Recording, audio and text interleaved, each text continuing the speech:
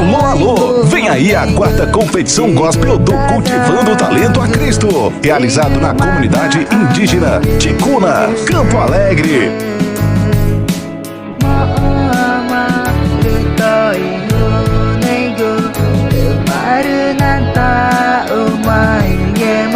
É com imensa satisfação que viemos por meio desta convidá-los a participar da 4ª grandiosa competição de coreografia gospel que acontecerá no dia 29 e 30 de dezembro de 2024.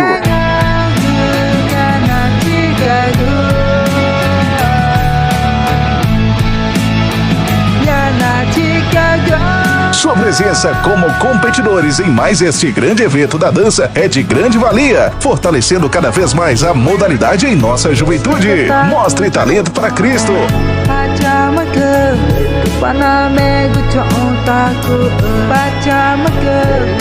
Local quadra poliesportiva da Escola Tieguné, Central de Campo Alegre, bairro Zona Florestal. Faça sua inscrição apenas R$50. Não perca essa oportunidade.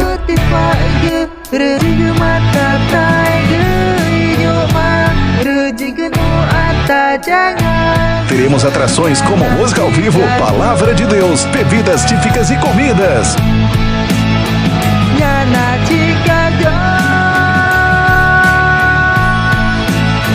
Atenciosamente, a organização da comissão do Cultac 2024. Apoio Igreja Batista Emanuel.